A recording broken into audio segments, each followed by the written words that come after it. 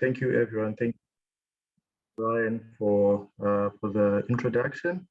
Like Brian has said, my name is Jabulani Shaba, and today we are honored to be having Tatenda Matirongo, who's going to present today on a very, very interesting topic. So the topic is titled "The Significance of Education Against Pregnancy Myths in Zimbabwe from 1980 to 2000.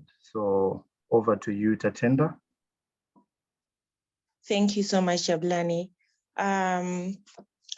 So as you have heard, my name is Tatenda Matirongo. I am DPhil student at the University of Zimbabwe, and I hereby would like to present an ongoing paper which is not yet complete, and I am here to seek guidance on how to structure the arguments and to have insights and ideas from you guys. So my topic is derived from a chapter in my thesis, the thesis that I'm working on, which is titled "The Significance, the Social Determinants of Health, Antenatal and Postnatal Care in Barry, in the case of Barry Polyclinic 1980 to 2019. So this paper is derived from a chapter whereby I discuss an objective of analyzing how women have managed to preserve pregnancy during an economic crisis. So the paper is titled "The Significance of Education Against Pregnancy Myths, 1980 to 2000. So the study is based on a critical analysis of pregnancy myths. First of all, in order for me to give a very a quality paper, I decided to demystify the word myths. So in this paper, first and foremost, I debunk the word myths, trying to see who is calling the myths, why are they calling the myths. So by debunking the word myths, I use the medical decoloniality as an analytical tool. And when I discuss about education, I use the social determinants of health as an analytical tool. So coming to the word myths, who is calling them myths? Since the African epistemology is embedded in orality, and it actually became a deliberate move for the Europeans to marginalize the African epistemology. Thereby, the European worldview of domination and control split the world into two, where the entity is valued and the other is devalued. So my argument in this paper is that the Europeans valued the biomedical systems and devalued the traditional indigenous knowledge systems of maternal health care, thereby calling the traditional indigenous knowledge system myths. So it is the preposition of this paper to argue that it is the European yardstick that seeks to marginalize the oral history and a deliberate move to call them myths. So by calling them myths, it actually meant this is what actually was being argued by Gacheni, who calls it the epistemicide, which means the killing of the African knowledge. This was a move by the Europeans to kill the African knowledge so that they would impose their knowledge as the supposed to be knowledge that is supposed to be followed. So in this paper, I argued that these are not myths, but they were realities. They were the African knowledge systems that were discovered, developed, and passed from one generation to another for the preservation of the mother and the child. In this case, well, we are talking about the pregnancy myths. So it is actually estimated that from 1980, the reason why, let me justify the period in question, 1980 to 2000. 1980 is when Zimbabwe got its independence, and this is when the government had to put in policies of health for everyone, free health, free education.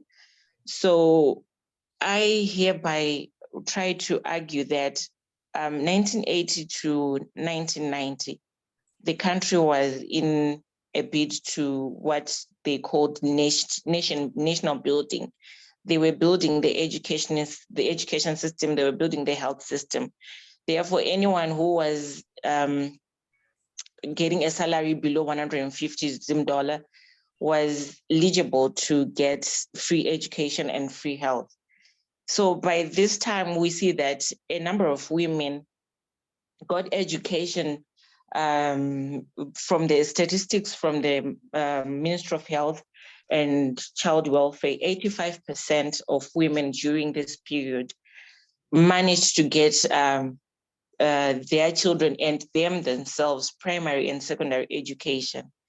Therefore, women were exposed to the biomedical systems of maternal health care. But one should also note that in as much as these women were exposed to the colonial introduction of biomedical systems of maternal health care, they did not stop following their customs and beliefs in as much as they were getting education. Because remember, this education was also evolving. We also see that from 1980 to 2000, there was an economic decline, which was actually caused by the coming and the introduction of the ASAPs, which affected also the socio-economic status of Zimbabwe. And now we see that there was an introduction of user fees whereby women, children, and everyone who wanted any service, they were supposed to pay what was called the user fees. The user fees, when it was introduced, it was a way of allowing or a way of making women pay for the service that they were supposed to get. For example, in the health sector, we are talking about the antenatal and delivery and postnatal care that was given to women. And now we see that even the education, a lot of women could not access. I can't say a lot of women, we can say that the group of women that were affected are the poor masses that were affected by this economic decline. Therefore, they could not afford to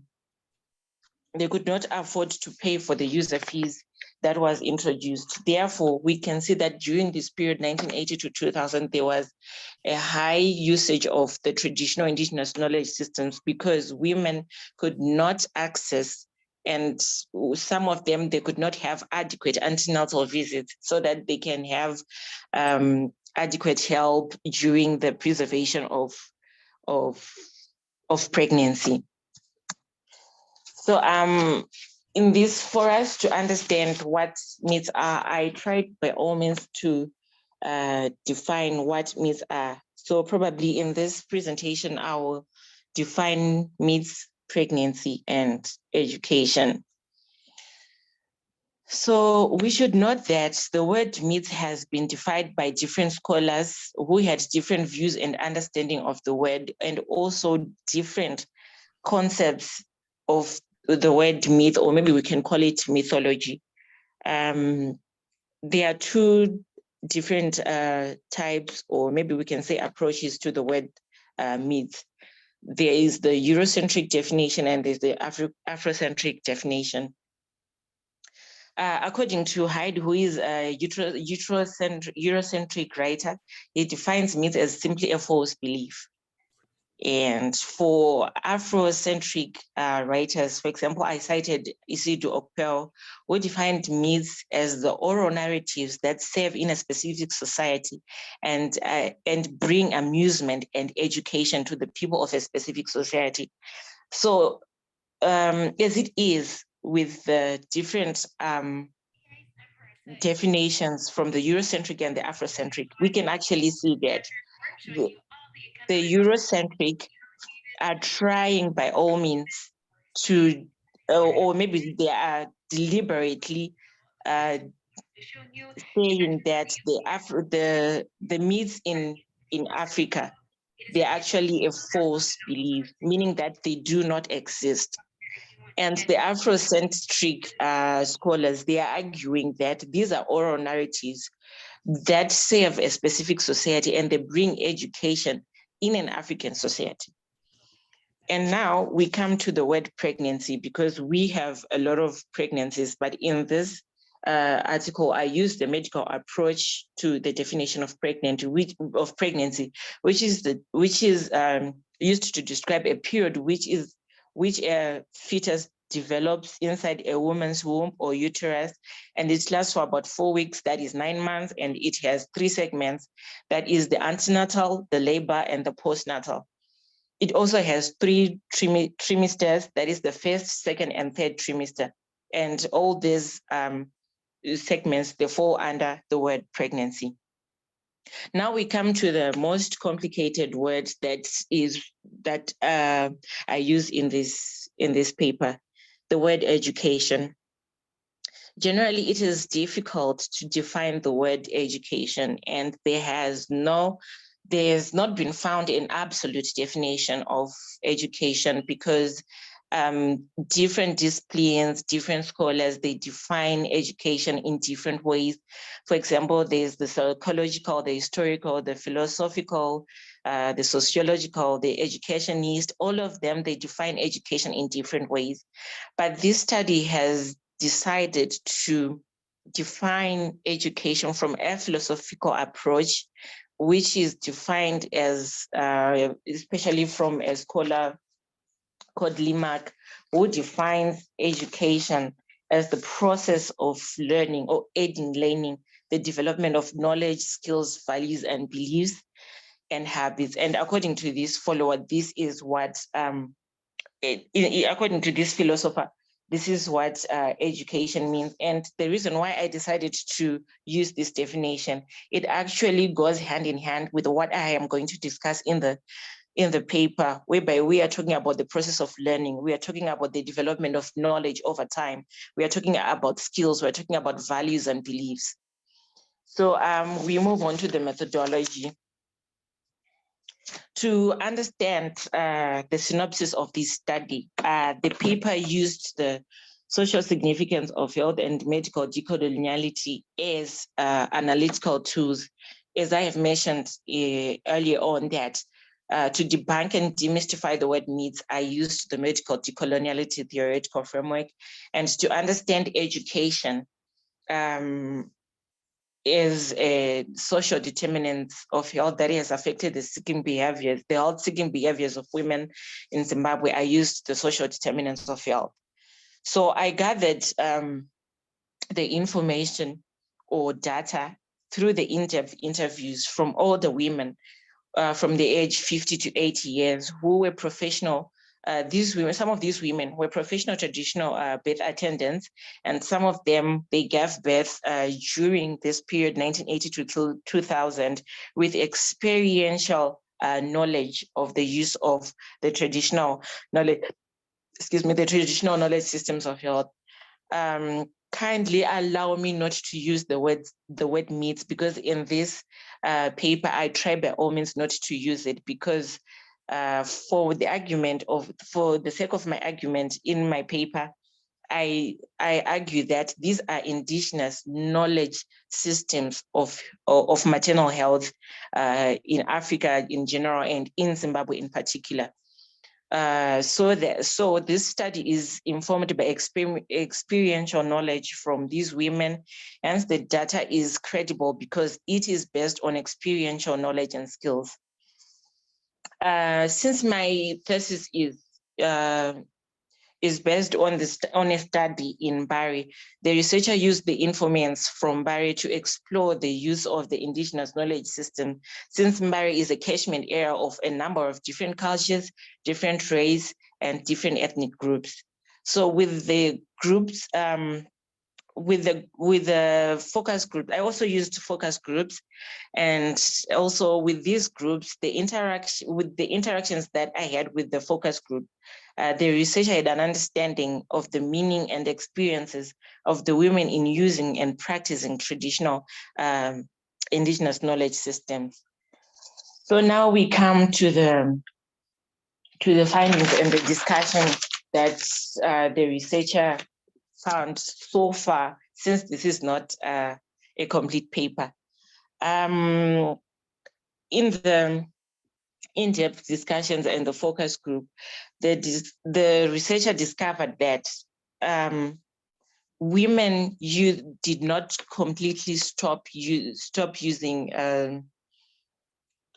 the indigenous knowledge systems of maternal health.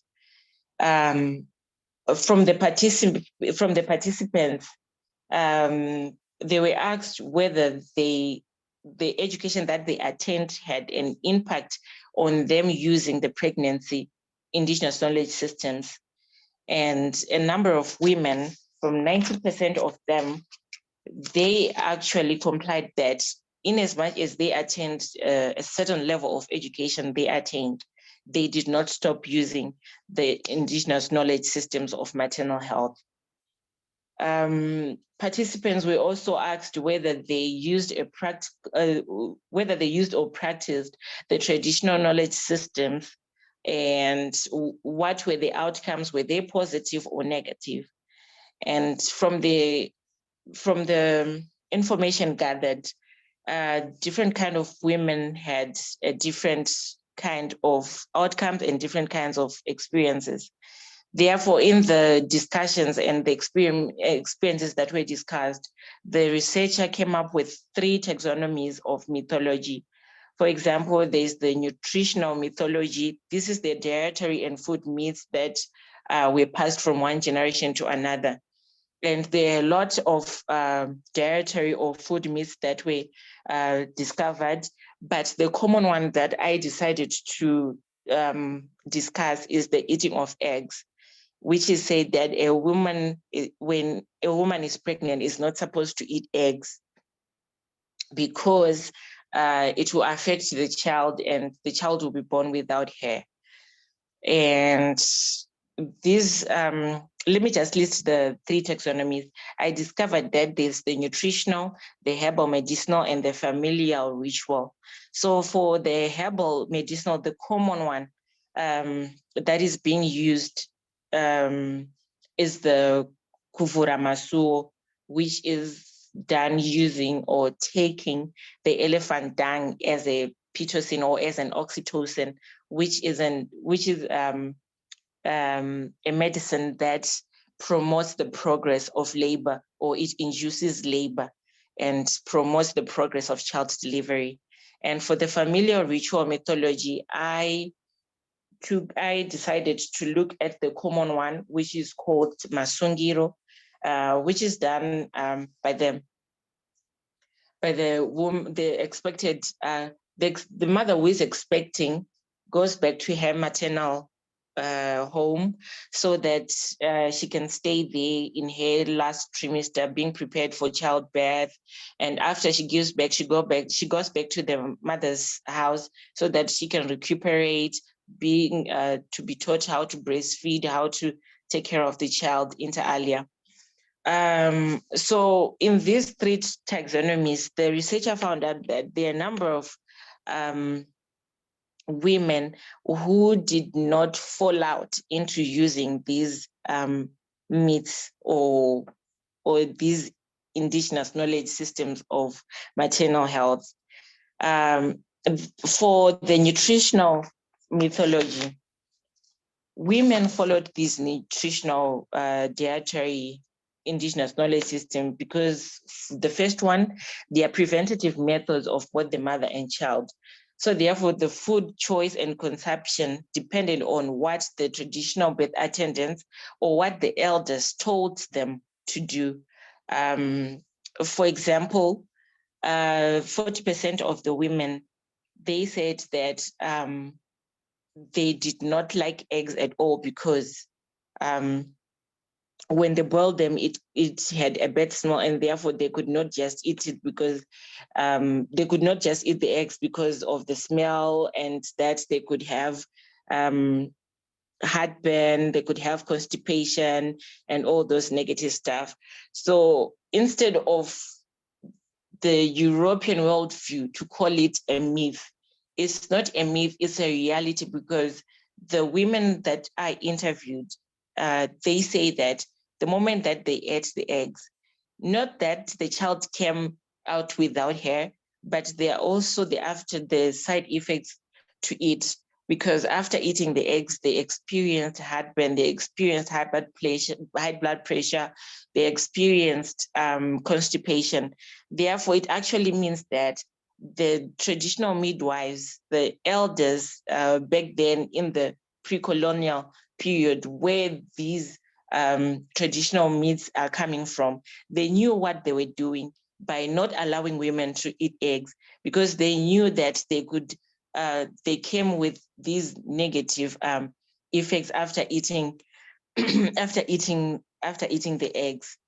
So whilst other women reported that they heard of it and they could not really practice it, they just observed it ignorantly. They just had not to eat eggs because they just had, or they were just told not to eat them. So as a result, after giving birth, they saw that their child had hair. So it actually meant that they did not eat eggs.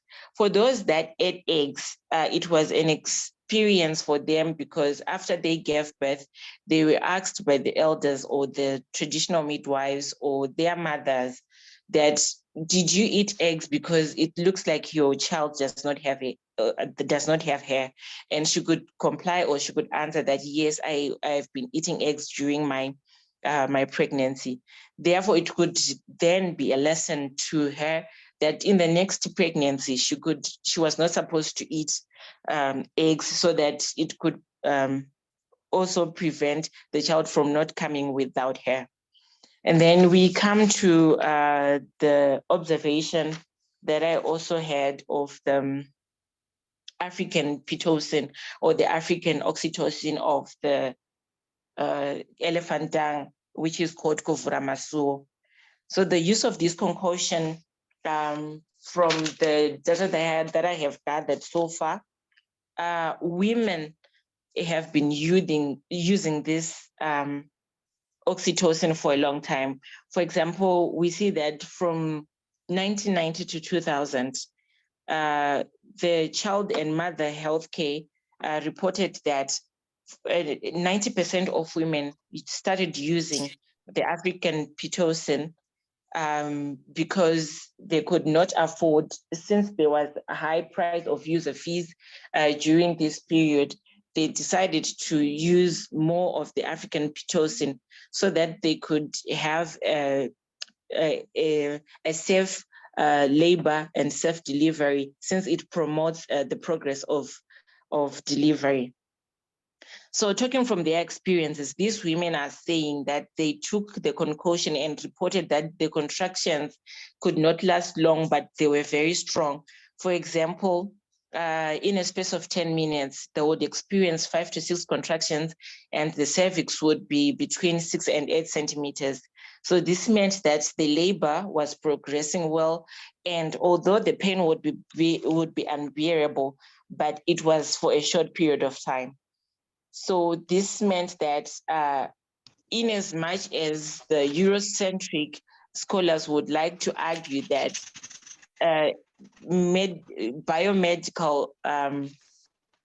biomedical systems of maternal health care helped the Africans to give birth safely, and they helped Africans to give birth in different kinds of positions, different kinds of birth. We can call them types of birth, because right now there's now C-section, vacuum delivery, besides the natural birth.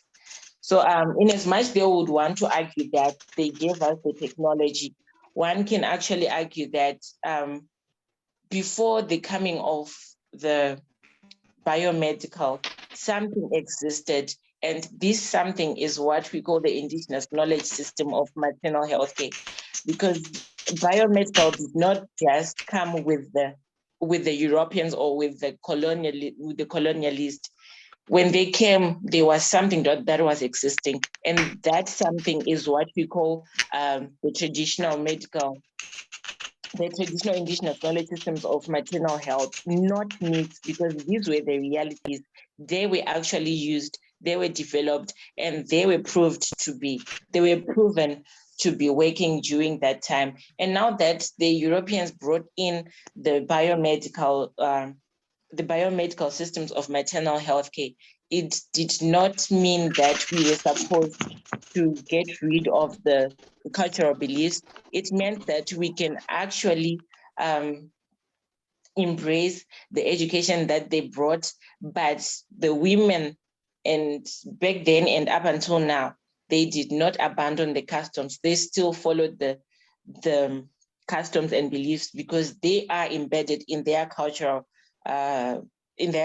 beliefs.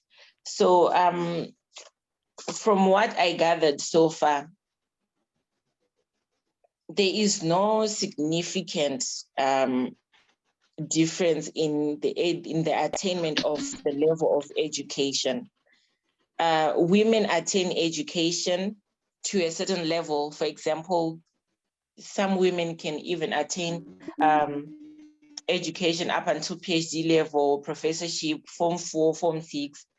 But the outcome is that education does not have an impact on the use of pregnancy of indigenous knowledge systems of pregnancy, because the outcome does not have anything to do with education. It has something to do with the experiences they encountered from the use of the traditional knowledge systems. What I argue in this paper is that in as much as education, women have attained education, what education has done is it has given women the ability to question.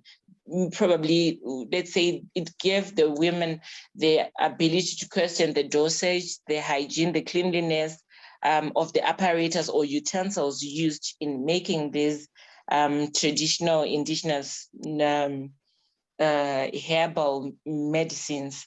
For example, is one of the traditional birth attendants was reporting that for a woman to have a positive outcome of using these traditional medicines, they should allow the grandmothers or the elders or the traditional birth attendants to mix the traditional medicines for them, because they have an experience of knowing the dosage and knowing the apparatus to use. So therefore, for one to have, since the Europeans are the Eurocentric scholars are arguing that these are false beliefs.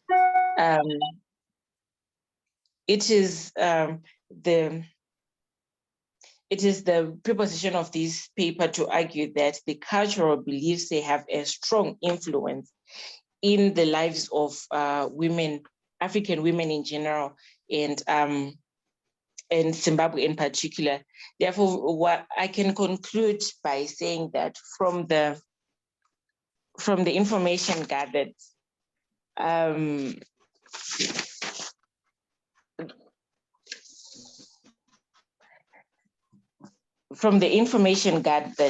one can argue that it is the decision of women to use or not to use the traditional indigenous knowledge systems of midwifery. And also that one should note that women cannot be stopped from taking traditional herbs or concoction to preserve pregnancy, because it is engraved in their culture. And there should be a dialogue between biomedical and traditional indigenous knowledge systems, because one way or the other, women are using both systems. This is what we call medical pluralism, where one uses one or more kind of medicine. Therefore, I think there should be a dialogue between the traditional and the and the biomedical, whereby women can use both the biomedical and the traditional knowledge systems, because both of the systems, they work independently, and they work, women can actually use them one at the same time, since one can note that women can attend antenatal healthcare services, whilst at the same time they are using the concoctions or the African pitocin or oxytocins to promote and preserve pregnancy, to promote and preserve pregnancy at the same time. So far, this is what I have gathered. I would like to welcome ideas, questions, and insights on how I can make this a quality paper. Thank you. All right.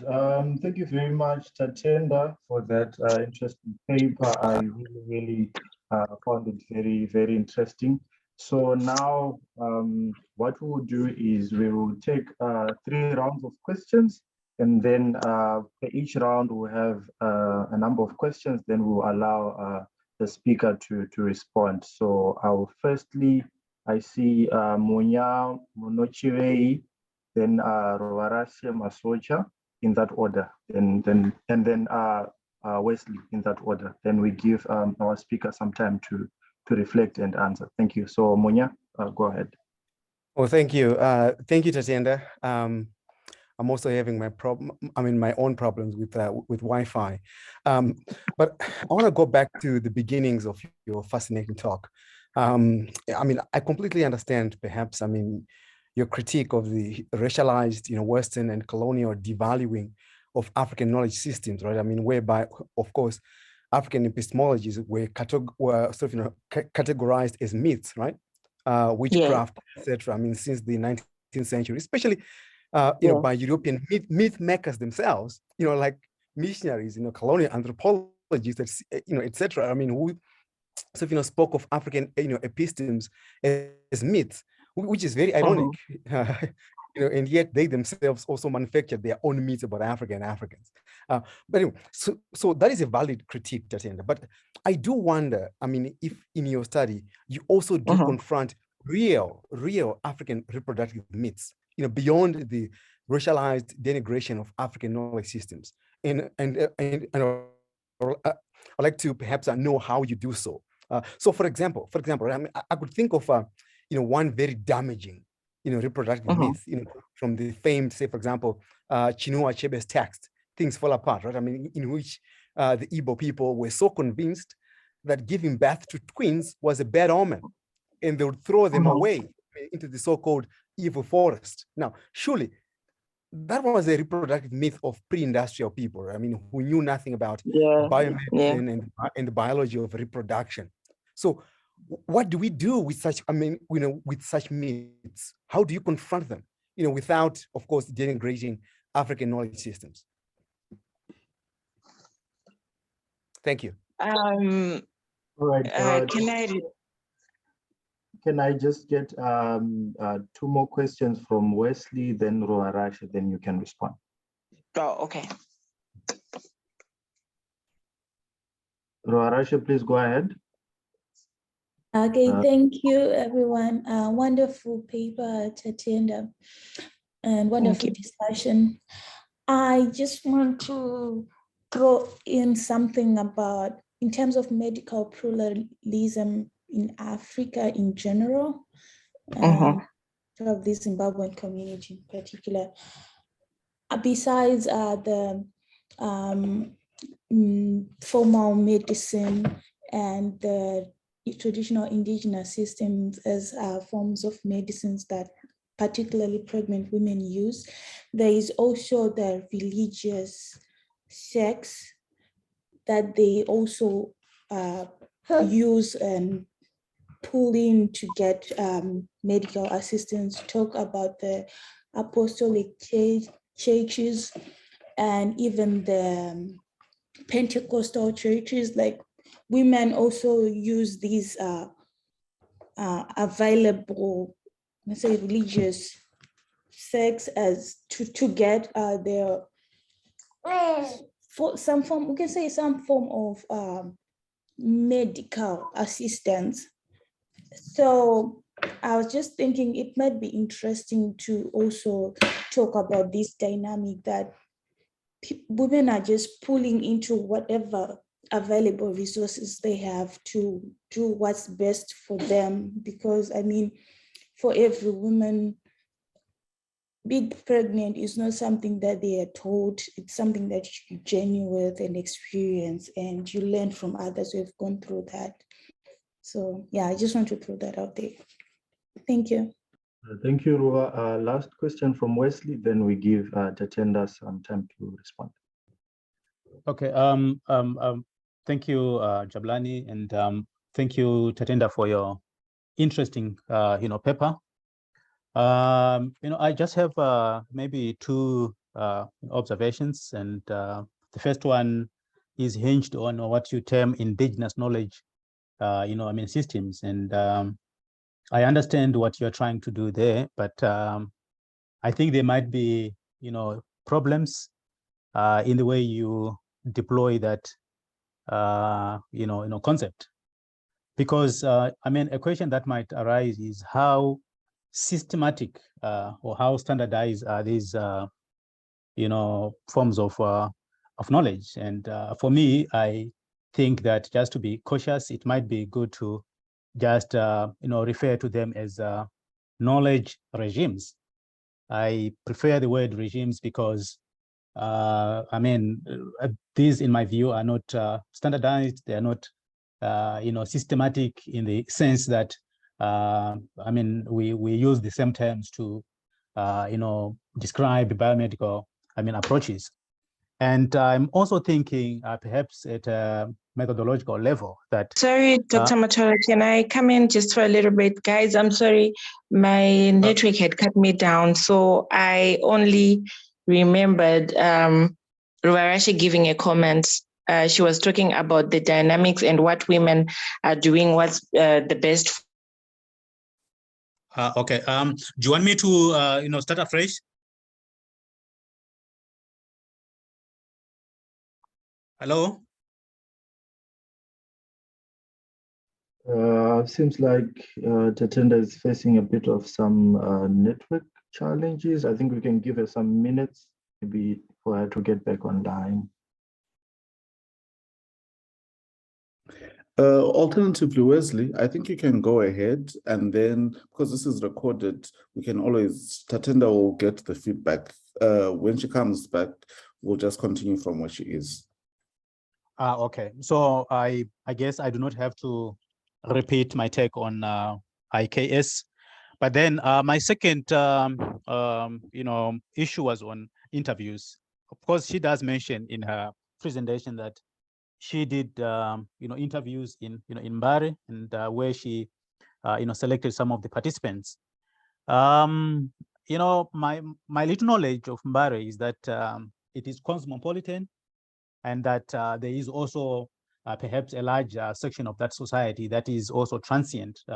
And by that, I'm thinking of people that come in as maybe traders at Mbaremsika, or those that are coming there to trade and so forth, and are staying there for maybe for a short time. And I was quite interested in understanding how she identified participants, and what kind of people did she talk to? Were these people that were born and raised there? And if they were, what were her, what was her selection criteria and so forth? So I would say that those are two of my observations, and of course points of clarifications that I think maybe she can explain to us further. Thank you. All right, thank you, Wesley. I don't know, I think we can also have more questions. Tatenda, are you back with us? I am back. I just had the last part that Dr. Matirongo was trying to emphasize on the criteria used to select participants. That was the only point that I had. Okay, maybe just to repeat what you also said, you also asked about maybe the different kinds of groups of people that you maybe interviewed, considering that Mbare is a cosmopolitan and a transient area. So maybe would you like to address that, and also what the first speaker had maybe asked?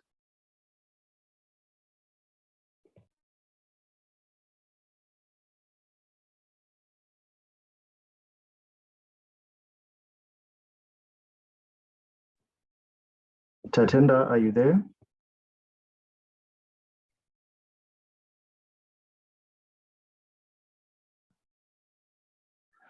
All right. Tatenda, are you here? Hello, Okay. Ken. Oh my God. Are you back online now? Yes, I'm back online, but my network is so bad. Like the application is continually cutting me off. All right, that's fine. Let's get more maybe questions. Then maybe, since this Zoom meeting is recorded, you can always refer back to the audios and the recordings. But now maybe we can get more questions, then see how we proceed from there. So I'll ask Brian. I'm seeing a hand from Brian. Who else wants to maybe give their reflections? Oh, okay, thank you, Jabulani, and thank you, Tatenda, for a very interesting and fascinating conversation. Curious, Tatenda, if you can comment also to add on to what Munya asked earlier, to what extent would we attribute the poor healthcare sector in Zimbabwe in particular towards contributing to an appreciation, in quotes, for the traditional methods? Is it also a preference for these traditional methods by people, or it's a fact that they can't afford to go to the healthcare and maternity facilities that they would want? We have a huge record. Very recently, we had pictures on Twitter circulating of a lot of children dying within Paralenia medical ward. Aren't these some of the things that also shy expecting families from attending to these facilities? And then also, just as a comment, on TikTok, Twitter, there is a trend that I noticed that is talking about I took the risk. It's simply speaking about teenage pregnancies. It's an abortion pro-life, anti-life campaign or something. I'm not too familiar with what's going on there, but it says I took the risk, and it's about people who talk about teenage pregnancies and how they chose the option of keeping their babies, and then they now just chronicling their whole cycle of the whole lifestyles and everything since after that. Perhaps would you comment about the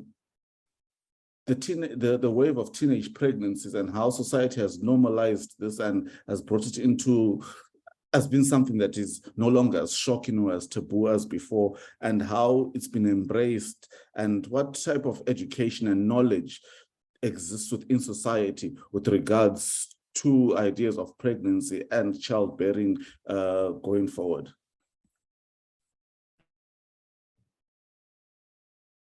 Yes, Tatenda, would you care to maybe comment on that?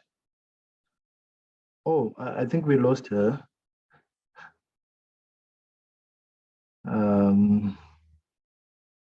Yeah, seems like network is a bit tricky on her side. I don't know, Brian, what should we do? Should we wait more minutes, or what's the way forward now? If there aren't any other questions, perhaps we could always just end the meeting and then, or gather up everything that we can, and then we'll send her the recording thereafter. It's okay.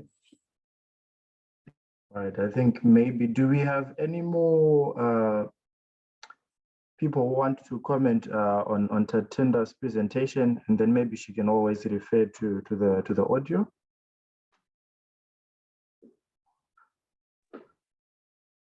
All right, seems like there are no. Okay, sorry. Oh, Stephen, please go ahead. Yes. Okay, thank you very much for this interesting presentation.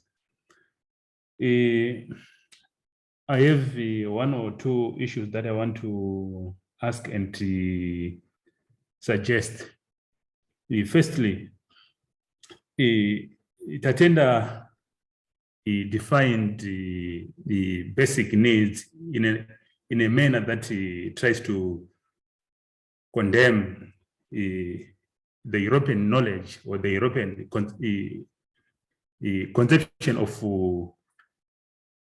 things and their view towards the African knowledge, and then went on to use or to accept a medical definition of a pregnancy that is also coming from the Europeans. Isn't it a contradiction that we accept some of the European views or definition of issues and then condemn some of their world view in our attempt to apply the concept of decoloniality? And again, is women's continuation of continuous use of indigenous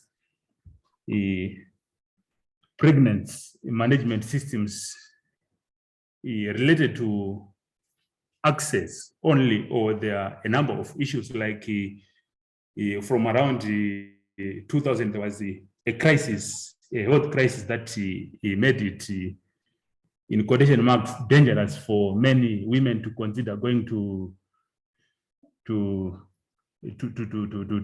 clinics for giving birth. And again, what is the role of women's access to education in influencing the decision that they make to use indigenous pregnancy management systems or modern pregnancy management systems? I think what we know in our society is that women are marginalized and they have suffered from historical exclusion from education, to the extent that it is likely that women have suffered from poor education, or they do not have access to education. And also, how do we measure that this is a pregnancy myth or it is not a myth? What are the parameters? What are the systems that were used to say it is a myth or not? And again, a suggestion, in interviews, is it possible to interview people or medical practitioners in the, for instance, in the Mbarumsika that sell things like elephant dung to women, so that they can also give their view as to why women continue to use traditional pregnancy systems. Thank you. Right. Thank you, Stephen. Tatenda, did you get the question?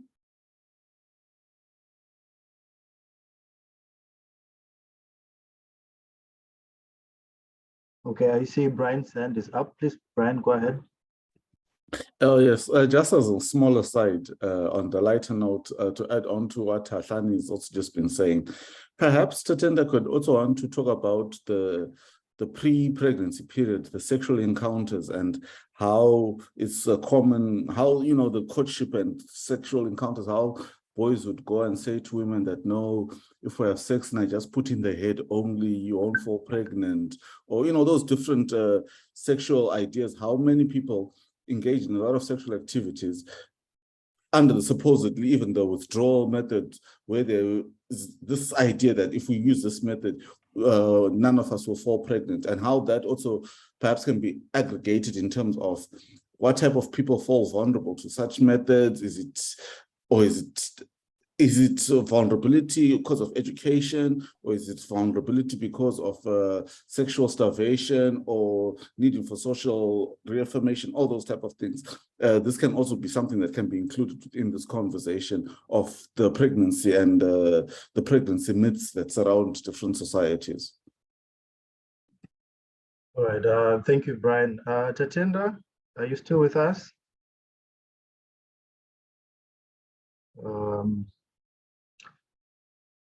Yeah, seems network is really affecting her. So I don't know, do we still have any other questions, suggestions before we wrap it up? Okay, sorry, thank you. I'm not sure how to raise my hand, but okay, go ahead. I also want to ask how the indigenous pregnancy management systems, maybe it is not how they are called, are adapting to changes or managing changes like the prevalence of HIV and AIDS. Is there a way that the indigenous knowledge systems are coping with such events? And if there isn't any, what is the influence of things like HIV and AIDS in changing the decisions that are made by women as far as using indigenous knowledge systems or biomedicine in pregnancy management? I think it is a dimension that she can add and to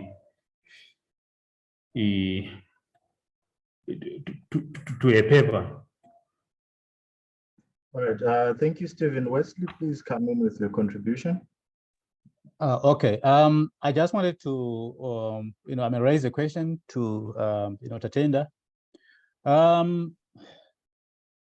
To what extent can we call biomedicine Western?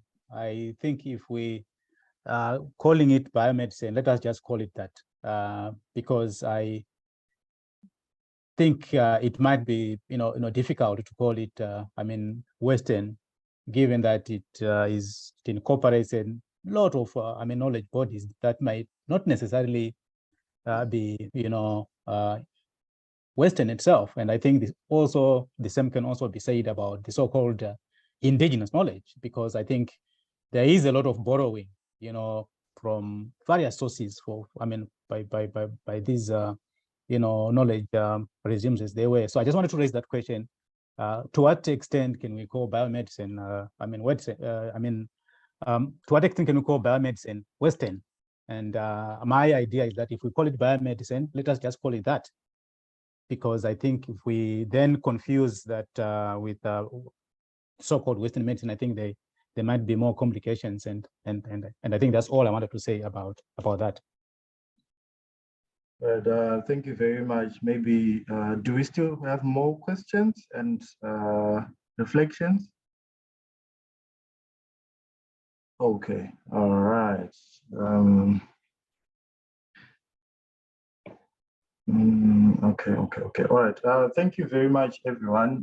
Thank you very much to Tatenda for sharing her insights on this interesting topic. Maybe we just want to apologize for the network challenges that we've been facing, but I'm sure all the contributions today, I also really found them helpful, and we'll try as much as we can to avail the recording to Tatenda so that she can benefit. So thank you very much, everyone, for attending this seminar series for today. And our next seminar series is on the 25th of August, and we have Titus Rukudzo Shideme, who will present on livelihoods and food security in a mining setting using the case study of Uzumba Maramba Pfungwa from 2005 to 2020.